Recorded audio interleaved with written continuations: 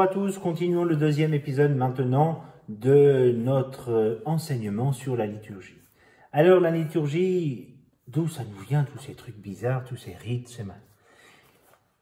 L'art de célébrer la messe. À l'intérieur, vous trouverez un tas de consignes pour célébrer convenablement la messe. Vous en trouverez aussi dans le livre des évêques, le rituel des évêques, afin de savoir certaines choses qu'on ne trouve pas à l'intérieur. C'est plus expliqué de l'autre côté, dans le rituel des évêques. Maintenant, nous allons voir aussi quelques passages du Missel romain. Vous voyez ce petit livre qu'on voit tout le temps à la messe, on ne comprend jamais comment ça fonctionne. Alors, la célébration liturgique s'ouvre. Il y a plusieurs parties. D'abord, l'ouverture. La première partie de l'ouverture,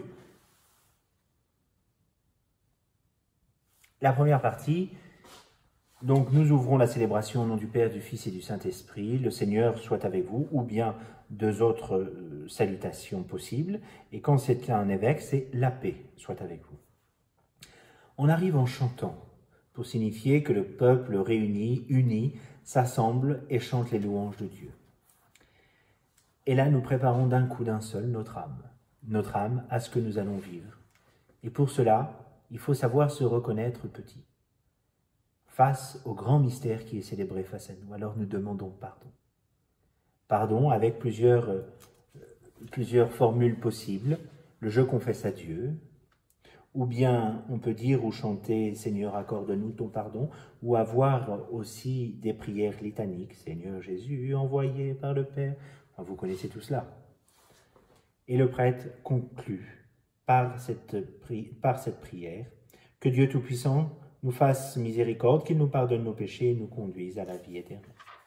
On peut aussi, et souvent on l'utilise pendant le temps pascal, utiliser l'aspersion avec l'eau bénite.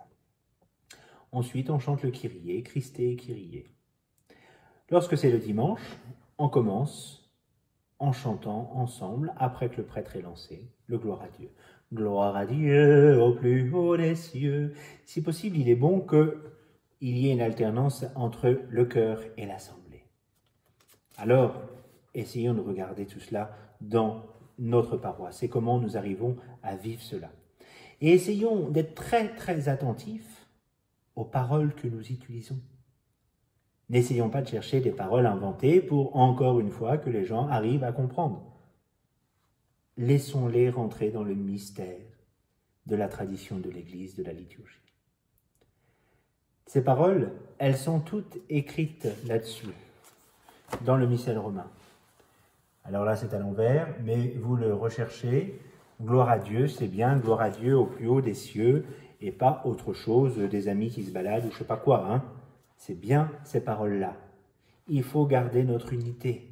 Et le problème, en ce moment, c'est que nous passons plus de temps à chercher comment nous allons nous diviser plutôt qu'à chercher comment nous unir sur une même liturgie. Après avoir chanté le gloire à Dieu, nous prenons l'oraison que l'on appelle la collecte. Pourquoi nous appelons ça la collecte? Tout simplement parce que nous rassemblons en une seule prière les prières de tous les fidèles qui sont présents. En une seule prière, nous collectons cette prière. Voilà pourquoi nous appelons ça la collecte. Et après, c'est le moment où tous les fidèles s'assoient pour se mettre à l'écoute de la parole de Dieu. Nous écoutons cette parole attentivement parce que c'est notre première communion. On communie d'abord à la parole avant d'aller communier à la table du pain vivant.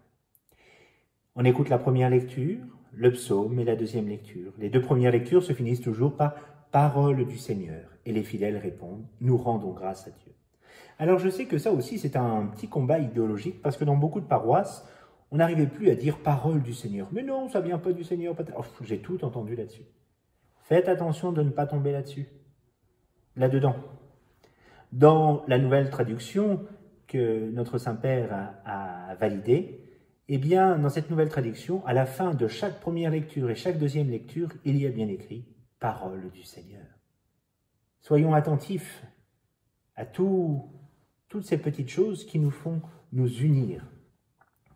Nous sommes donc dans la deuxième partie, la liturgie de la parole.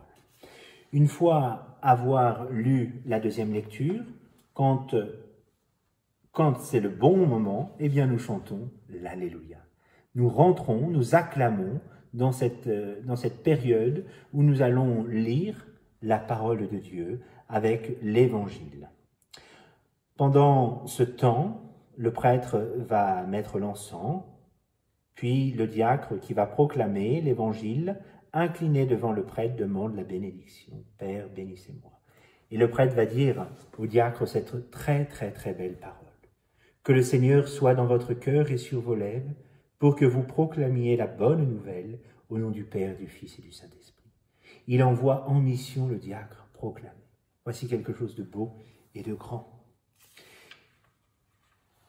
S'il n'y a pas de diacre, le prêtre va s'incliner devant l'autel et il va dire à voix basse. Oui, ça aussi c'est important. Voix haute, voix basse. Voix basse. Purifie mon cœur et mes lèvres, Dieu très saint, pour que je fasse entendre à mes frères la bonne nouvelle. Et après, nous entrons dans cette lecture de la parole de l'Évangile. Viendra ensuite le moment de l'homélie. Alors l'homélie, faisons aussi très attention. Les gens sont passés du stade debout, qui est le symbole de la résurrection. On revient au stade assis pour être attentif, mais il ne faut pas que ça soit trop long, parce que assis, ça finit par être assoupi, avachi et endormi. Eh bien non, l'homélie doit être là aussi pour réveiller les âmes et conduire vers le ciel. Des homélies courtes, si possible, ça peut être long, mais alors là, il faut être un super orateur, pas comme moi, quoi. Vraiment, soyons efficaces. Viendra ensuite le temps du credo, du « Je crois en Dieu ». Donc plusieurs formules encore nous est proposé, soit le credo de Nicée-Constantinople, soit, c'est-à-dire le long, soit le credo des apôtres, c'est-à-dire le court, ou bien alors celui qu'on utilise souvent pendant le temps pascal, le credo de notre baptême, comme on dit dans nos paroisses. Et après, si on est dimanche, nous enchaînons avec le temps de la prière universelle. La prière universelle qui est adressée à Dieu et non pas aux hommes. C'est le prêtre qui l'ouvre et c'est le prêtre qui la conduit. N'oublions pas que le prêtre est là pour conduire la prière des fidèles. C'est d'ailleurs pour cela qu'il ouvre les mains, qu'il ferme les mains. Il conduit la prière des fidèles. Ce n'est pas tous les fidèles qui ouvrent les mains ou qui ferment les mains. Cette prière, elle est là où nous devons faire souvent attention. Il y a souvent des grands dérapages dans la prière universelle. Nous devons être attentifs à bien respecter les consignes des prières universelles. Nous aurons à cœur d'avoir une prière pour l'Église, pour le Saint-Père, les évêques et les pasteurs. Nous aurons à cœur d'avoir une prière pour tous ceux qui souffrent, pour le monde, une prière pour notre paroisse, une prière aussi pour la France et ceux qui la gouvernent. Ne partons pas dans la prière universelle dans un journal télévisé bis. Vous savez, ces prières universelles à la rallonge, là, qui durent plus d'un quart d'heure. Non, on n'est plus attentif. Soyons attentifs, comme disent nos frères orthodoxes. Soyons attentifs à ce que nous vivons. Alors si on commence à perdre les gens parce que nous-mêmes nous dérapons dans des choses où on ne se souvient même plus du début de ce qu'on a dit, faisons attention. La prière universelle est conclue et nous rentrons maintenant dans la prière eucharistique. Et ça, nous le verrons à un autre moment. Merci à tous et à bientôt. Que Dieu vous bénisse.